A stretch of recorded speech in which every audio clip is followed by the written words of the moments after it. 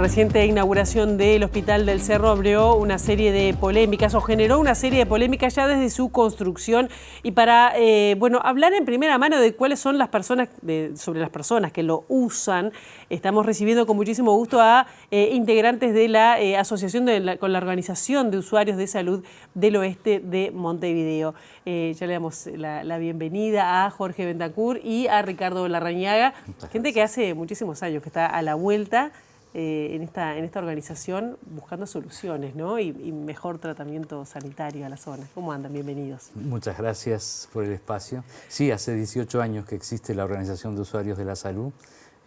Y bueno, un poco bienvenido todo lo que se haga por la salud para el Cerro, pero siempre y cuando no se tire abajo lo que es el primer nivel de salud. El primer nivel de salud que nosotros vamos a hablar mucho es las policlínicas, claro. O sea, lo que está más cerca de la gente. El que me siento mal, me duele la garganta, eso, ¿qué me pasó? El que dice, tengo acidez en el estómago, si tengo un médico cerca, puedo consultarlo, y no el no tener un médico y después ir con una úlcera al claro. médico, ¿no?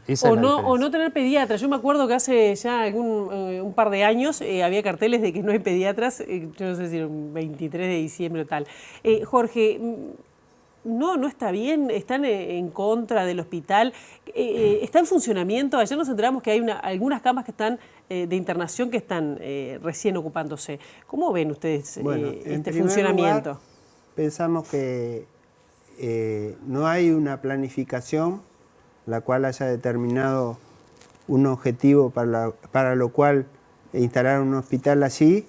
Nosotros ya desde el arranque hicimos un diagnóstico participativo con los vecinos en los barrios, o sea, hicimos 9 recorridas por las distintas subzonas, Casabó, Cerro Norte, Santa Catalina, Pajas Blancas, preguntando problema, propuesta y con qué actores vamos a trabajar. Y ahí luego pusimos en junta a los 300 vecinos que participaron y se hizo un plan. El problema primero que salió era la desnutrición en los niños y se planteó en el plan un programa en el cual se creó la red de primera infancia con los otros actores que hoy por hoy, hace 17 años que está funcionando, y están 40 organizaciones sociales que existen en la zona de salud y de educación de 0 a 3. Así trabajamos con todos los actores que trabajan en el territorio con esa problemática, claro. Que es una zona que la cuna del país, nace el 10% de los niños y niñas y el 50% nacen en hogares pobres. Otro de los problemas, las adicciones, se creó Mi Cerro Sin Droga, por decir, y después salud mental, etc. Y ustedes, como ustedes decían, hace muchos años que vienen haciendo este trabajo. Me imagino, no sé, como usuarios, que haya un hospital puede ser bienvenido. ¿Por qué generó tantos problemas y digo que no está funcionando, no atiende las problemáticas que hay? Que hace poco nada más la Universidad de la República dio a conocer esos grados de niños que en 20% de los hogares con niños no hay días que no comen. Es decir, ¿no soluciona en algo la existencia de este hospital en la zona? Bueno, justamente recientemente en el Paraninfo de la universidad se presentó una encuesta de inseguridad alimentaria de Municipio A que realizó el programa APES con la Escuela de Nutrición, en el cual nos da, por ejemplo, como datos, que el 20%, ante la pregunta si algún integrante de su familia no comió algún día, da un 20% contesta que sí, que hay días que no comieron en todo el día, no tomaron leche, nada. Y un 40% dice que el ingreso que tiene no es suficiente para cubrir sus necesidades de alimentación.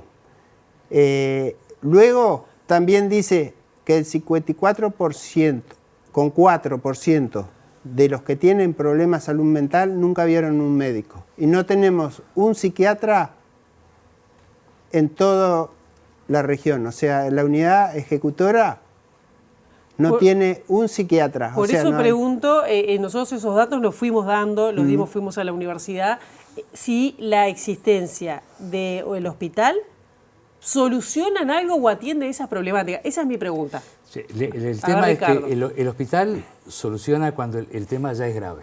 Ajá. ¿Sí? Si nosotros tenemos policlínicas cerca de la gente, soluciona el problema cuando empieza a presentarse. Entonces, Y hoy esas policlínicas hay no dos están. cosas, hay dos cosas. Evita sufrimiento a la persona y evita costos más elevados a la salud. Digo, o sea, si atendemos a la salud cuando recién empieza a deteriorarse, es distinto cuando hay que usar un quirófano o hay que usar aparatos o medicamentos, ¿no? Entonces, digo, nosotros el problema que vemos es que el primer nivel, o sea, las policlínicas, hay algunas que se han cerrado, hay algunas que funcionan algunos días a la semana, no tienen toda la cantidad de médicos necesarios, no hay medicamentos. Entonces, digo, de alguna manera una inversión tan fuerte en un hospital en el Cerro debilita todo lo que son esas redes de policlínicas que están cerca de la gente. No mejora la salud, la atención de salud en el Cerro o en la zona No mejora la oeste. atención de salud primaria como debe ser, digo, y bueno, agrava los temas y agrava los costos también. ¿Sí? Nosotros necesitamos son especialistas que puedan consultarse. No puede ser que un fonoaudiólogo demore 2 años en atender a un niño. Imagínate un niño de 3 años, dentro de 2 años tiene 5. Digo, hay una cronificación, se hace crónico el problema que tiene el niño en ese tiempo. Ese espacio no lo gana después. Claro. ¿Cuáles son las demandas más insatisfechas? Hablamos de salud mental. Problema de salud mental. ¿No hay psiquiatras? ¿No hay psiquiatras en la atención? No hay ningún psiquiatra. O sea, cuando había uno, la gente iba a las 10 de la noche a la Policlínica de Maracaná Sur, que es la puerta de entrada de los nuevos ingresos, para ver si pescaban los 2 números nuevos que daban.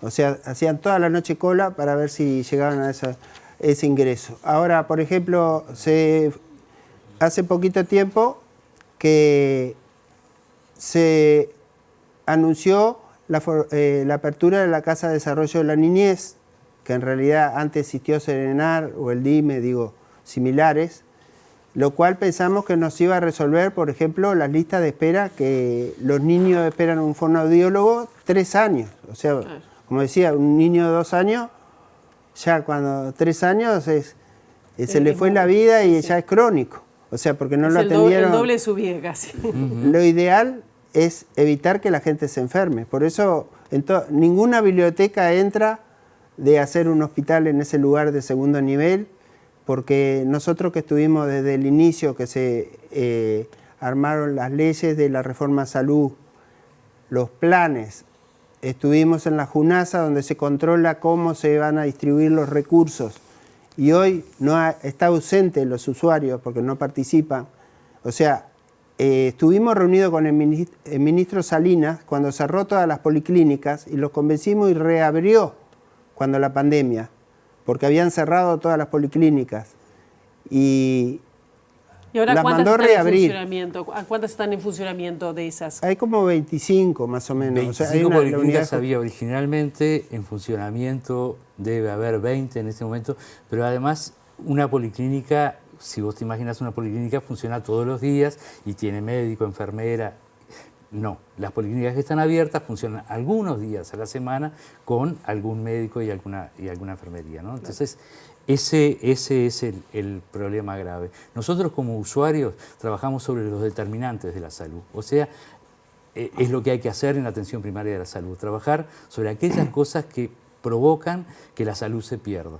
Entonces, trabajar en lo que es promoción de salud, trabajar, por ejemplo, en policlínico odontológico. Hace 30 años que tenemos en el Cerro un policlínico odontológico que era comunitario de la Intendencia, ahora pasó a la Intendencia.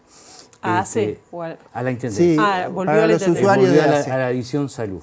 ¿Sí? Es para usuarios de ACE y bueno, sí, es para usuarios de ACE en general. Ese policlínico lo que hace es enseñar el cepillado, promover los controles de salud, o sea, no espera a que esté la carie para actuar, es actuar sobre el diente que está sano. Nosotros cuando trabajamos en ese policlínico promovíamos de que fueran las mamás con los bebés, para empezar en ese momento ya a trabajar, a que el niño se acostumbrara a todo lo que era la higiene bucal y que se acostumbrara también a que un médico estuviera en su boca, ¿no? Sí. Eso es importantísimo para que le pierdan el miedo. Claro. Ayer justo el presidente de ACE, Leonardo Cipriani, dijo que en una entrevista en Informativo Sarandí que aumentaron 6.000 pacientes más por mes para atender la demanda en salud mental, aunque reconoce que hay una demanda de 19.000 consultas de psiquiatría atrasadas. Bueno, ¿para ustedes? En la zona nuestra no. Y por ejemplo en Artigas tampoco hay un psiquiatra, porque nosotros andamos recorriendo todo el país. Digo, tenemos la red de municipios y comunidades saludables, que durante toda la pandemia ha sido un paraguas en el cual nosotros somos un movimiento de salud con base educativa o un movimiento educativo con base de salud, porque tratamos de evitar que la gente se enferme, que cambie de hábitos y bueno, y también como queremos ser sujetos de derecho, en algún momento estábamos en la JUNASA decidiendo cómo se utilizaba la cantidad de plata que el Ministerio de Salud, con su rectoría, distribuye. ¿Y no hay distribución para el Cerro? Ustedes dicen que no hay psiquiatra, no hay recursos para salud mental en el Cerro. El tema, además de la falta de recursos, o sea, de que esos recursos se destinan al hospital, el otro tema es también que los especialistas no soportan mucho tiempo en el territorio. ¿Cuál es el problema? Digo, la cantidad grave de problemas que existen y la falta de recursos que ellos tienen. Entonces, digo, o sea, el síndrome del burnout, del quemado. Del quemado. Digo, o sea, una persona que se enfrenta a una cantidad enorme de dificultades y que no tiene elementos como para solucionarlo, no soporta mucho. Y ese es el problema que tenemos nosotros también en el Cerro. O sea, existen una cantidad de especialistas que empiezan a trabajar y al poco tiempo renuncian porque no se puede. El tema de psiquiatría, por más que tuviéramos psiquiatras, en 12 minutos, que es lo que un psiquiatra tiene que disponer de tiempo para atender a cada usuario, ¿qué se puede hacer? O sea, lo único que se puede hacer es mirar la problemática e indicar algún medicamento que le ayude a aliviar el sufrimiento, pero eso no cambia la realidad de la persona.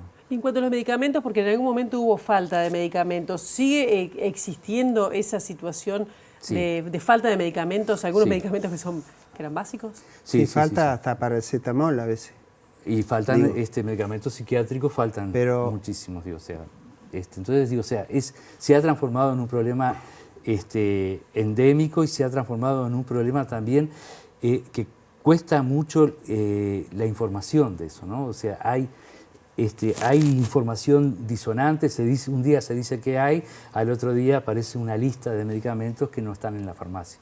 Entonces, ¿Y qué dicen cuando, por ejemplo, se inaugura el hospital y dicen, bueno, los usuarios no quieren o critican el hospital?